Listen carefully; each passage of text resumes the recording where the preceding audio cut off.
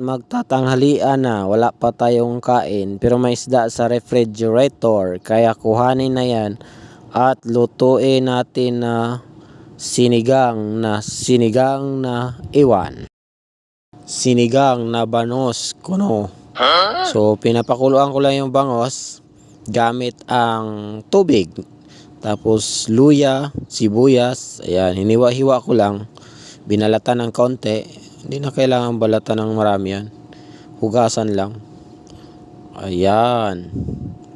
Dahil yan lang ang meron tayo. And then paminta. Ewan ko kung tama ba yung ginagawa ko. Sorry na. Gutom na at yan lang yung meron tayo. Kangkong at sitaw. So walang okra. Ubusin na natin yung kangkong dahil masisira na. So wala akong nabiling sili kahapon or next namili tayo. Dito tayo kumuha sa ating mini garden or mini tanim. Yan o, medyo hinog na. Pero hindi yan pang sigang ha. Yung maanghang yan ng sili. Tanim ko lang yan.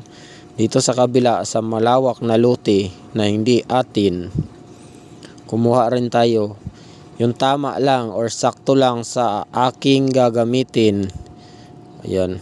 Nadala pati mga sanga. Okay lang yan dahil nagnibago yan sila. Dahil nadali yan, natumba nung bagyo.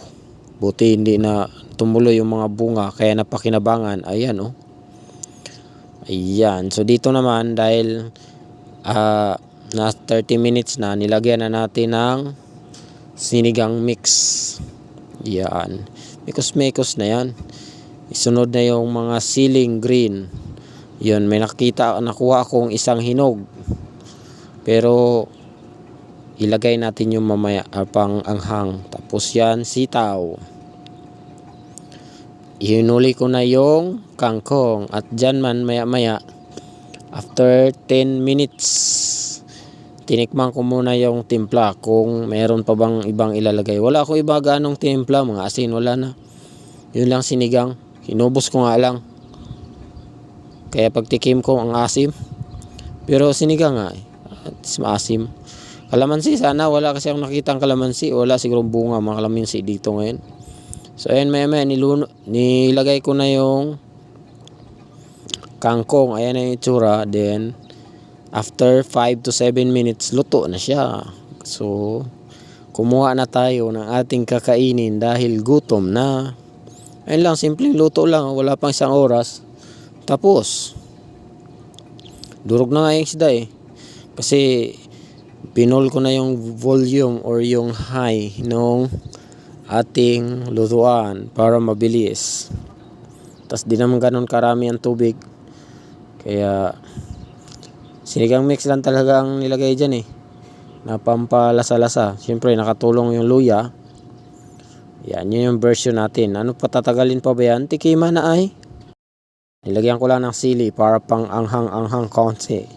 Unang tikim, laman. Ayan oh, sarap. Problema lang sa bangos kasi pag kumain ka, marami tinik, di ba?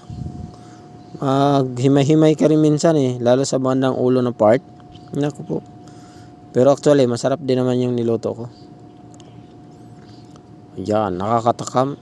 Kangkong naman niya. Kung sa probinsya ay pagkain ng baboy, natuto na tayong kumain. Ito yung number 1 paborito ko sa bangos eh, yung may taba-taba. Sarap naman talaga, di ba? Yung kanya-kanya kasi tayo eh, yung iba yata di nakain.